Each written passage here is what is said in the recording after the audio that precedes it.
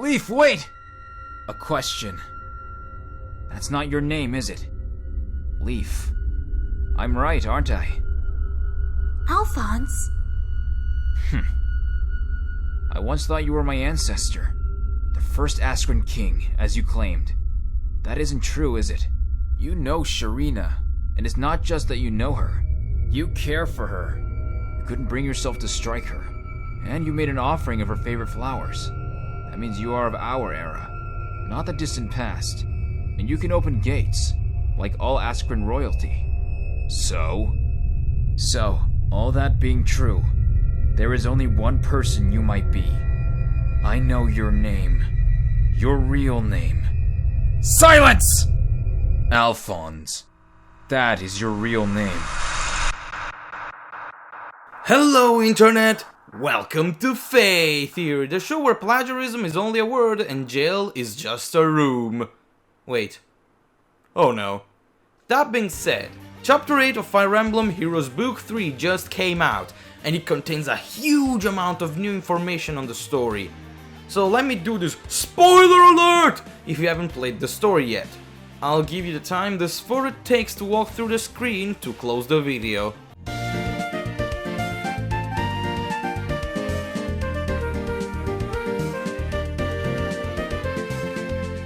Okay, now that the disclaimer is over, let's do a recap of Book 3 for those who forgot. Hell, the realm of the dead, attacks Asker, breaking a 20 years old barrier. We meet Leaf and Thracier, the first king of Asker and first queen of Emblem respectively. They're back from the dead and here to kill us in the name of Hell. During a reconnaissance, Alphonse is cursed to death by Hell. Gustav, Alphonse's father and king of Asker, sacrifices himself to save his son from Hell's 9 days curse. Alphonse, tracking down Leaf, enters the realm of the dead through a gate. Hell tries to curse Alphonse again, but he goes, "No you," so she gives up on the curse. Still following a fleeing Leaf, Alphonse and the team enter another gate, which conduces them into what seems like an alternate kingdom of Asker. This Asker is deserted, there's not a single soul around, except for our heroes and the enemy army. Leaf tries to assassinate Alphonse, but Sharina protects him, so Leaf gives up, refusing to attack her. Visiting the library in the castle of the alternate Asker, we find out that this Asker is a few years in the future. We find out that a certain forbidden heart could be used to fight off Hell. The heart's right requires that Asker and Emblem collaborate to make it work. However, it has dire consequences. Every time the heart pulses, a living being dies. Leaf is actually Alphonse. Let me just tell you, I did not see this coming. With this new information, we can safely say that Leaf is actually Alphonse from a dark future. Where did I hear that again? Whatever. We also learned that while future Alphonse became Leaf, future Sharina died. This confirms that the first trailer for Book 3 actually shows, to a certain degree, the dark future.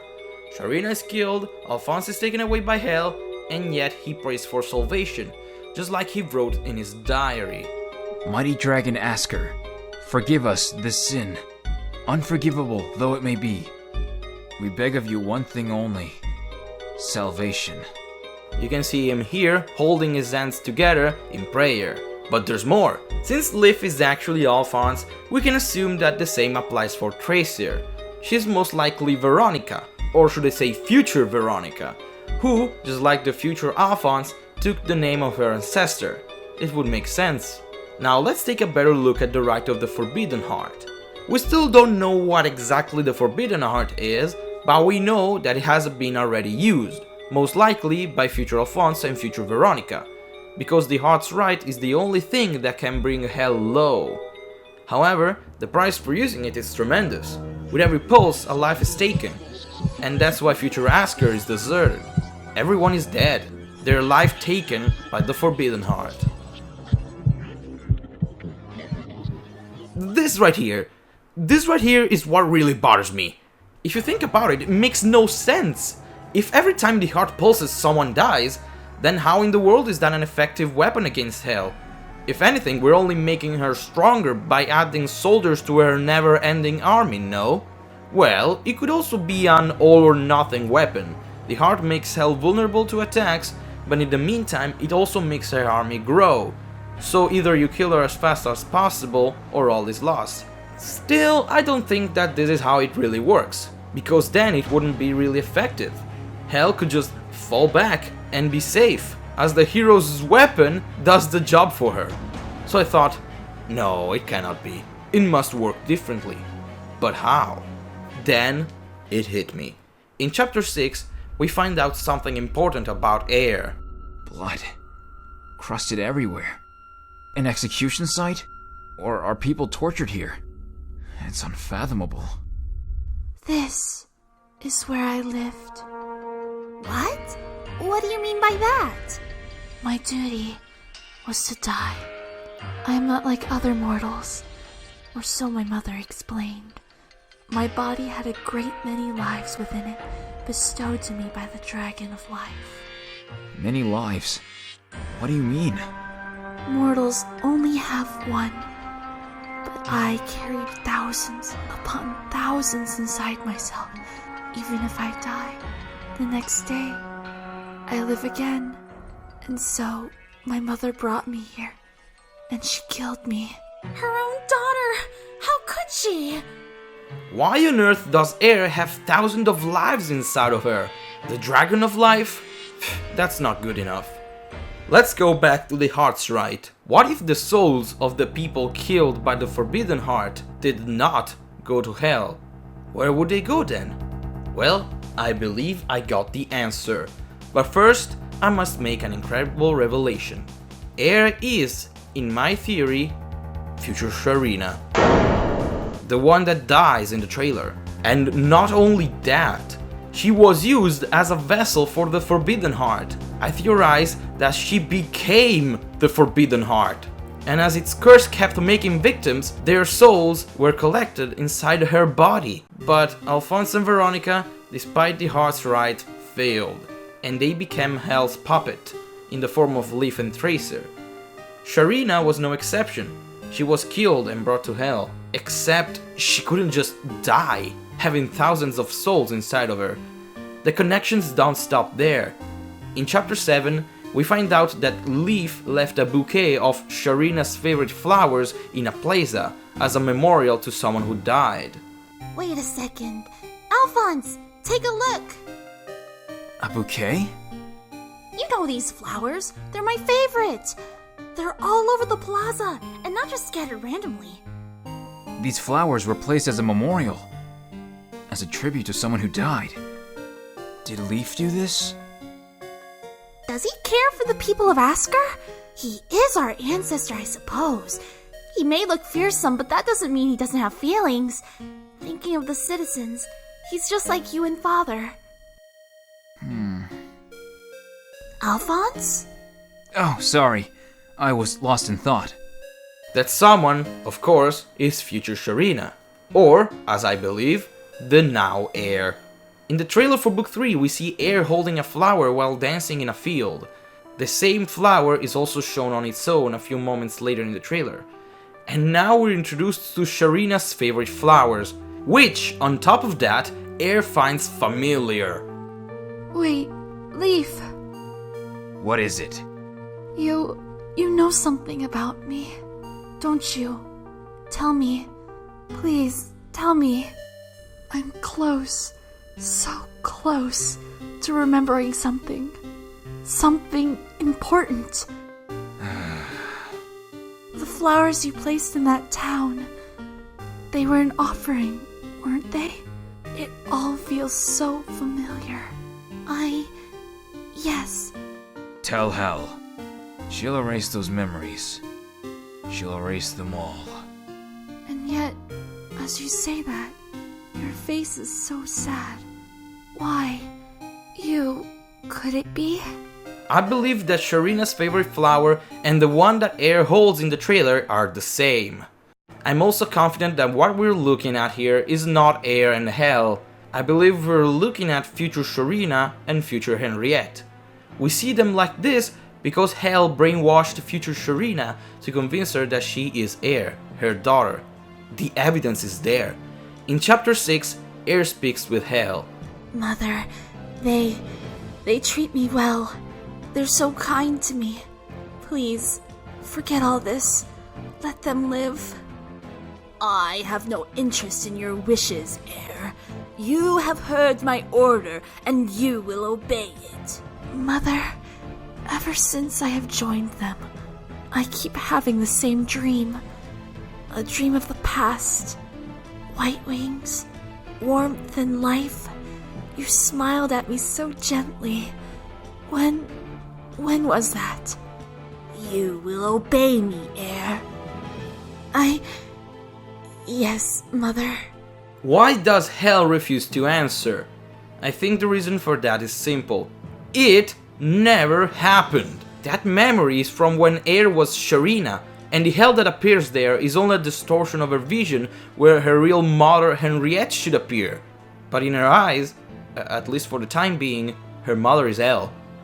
Need more evidence? Leaf and Eir clearly share a connection. Leaf, why are you here? Did my mother order you to keep an eye on me? You won't answer my questions, will you? It's no different from before. No matter how much I tried, you'd never respond to a thing I said. But I remember a conversation, right as I arrived in Asker. What was? I just remembered something. Did we speak before? Stop. What? Stop trying to remember. Forget it all. You'd be better off letting your memories fade away. You know these flowers. They're my favorite. It all feels so familiar. Stop trying to remember. Did we speak before?